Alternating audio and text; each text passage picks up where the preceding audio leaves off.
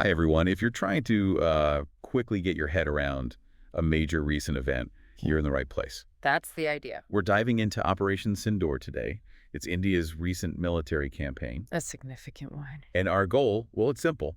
Pull out the key details, what happened, why, and the immediate fallout, all based on the info we have. Right. And it's crucial to remember the trigger. Yes, that awful terrorist attack in Pahalgam, April 22nd, where 26 Hindu tourists were killed. That's the backdrop here. Precisely. That tragic event really seems to be the catalyst. Operation Sindoor itself was launched May 6th, 2025. So not even 2 weeks later. Exactly, less than 2 weeks. A direct response, and, understanding that quick timing is pretty key. Okay, so the why is pretty clear then, a direct reaction to the Pahalgam attack. What was India's specific target, though? What were they aiming for with Operation Sindoor? Well, the stated objective, based on what we're seeing, was really about dismantling terrorist infrastructure Inside Pakistan. inside Pakistan and also Pakistan administered Kashmir, yeah. Yeah. The focus was reportedly on groups like Lashkar-e-Taiba Lehti and Jaish-e-Mohammed Jem, The groups linked to the attack. the very ones implicated in Pahalgam, yes. So India's stated intention was degrading their ability to operate. Right. And how did they actually do it? The how of the operation. What really stands out is the speed and the precision they claim. How fast are we talking?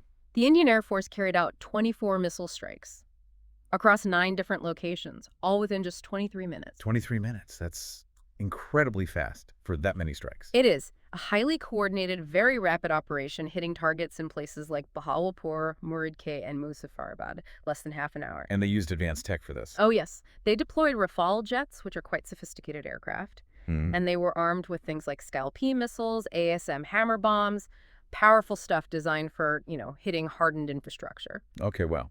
So a very swift, very significant military action. Yeah. What was the immediate reaction from Pakistan? Predictable, I imagine. Pretty much as you'd expect, yes. Pakistan strongly condemned it. They immediately termed it an act of war. Strong words.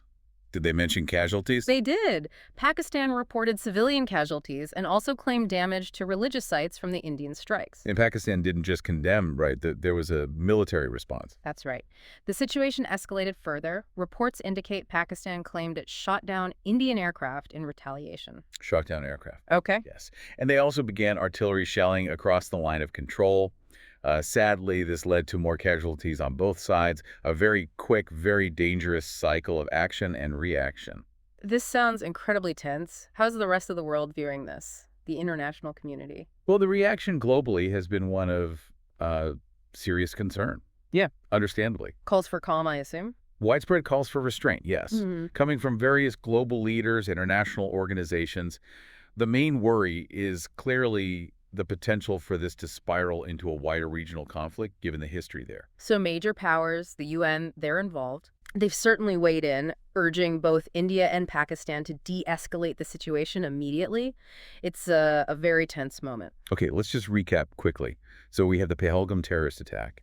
That triggered a very fast, targeted Indian military response operation Sindoor, aiming at terrorist bases. Correct. Using advanced air power. Then Pakistan condemned it forcefully, calling it an act of war, claimed civilian casualties, and retaliated militarily, including shelling the Losi. Unclaimed downing aircraft, yes, leading to more casualties. And all of this has caused major international alarm, with urgent calls for de-escalation. That sums it up pretty well. This whole rapid sequence just highlights how volatile the region is, how quickly things can escalate. Yeah, it really makes you think, doesn't it? It does. It brings into focus the absolutely critical role, or maybe the challenge, for international diplomacy in trying to manage these incredibly fast-moving crises. Definitely. And if you want to dig a bit deeper into the specifics of Operation Sindoor, there's more information available in the accompanying resource we've looked at. It provides more context. It really leaves you to mull over, though, Yeah. how these sudden escalations can just fundamentally reshape regional stability and what that means for the delicate balance of international relations going forward. Something to consider.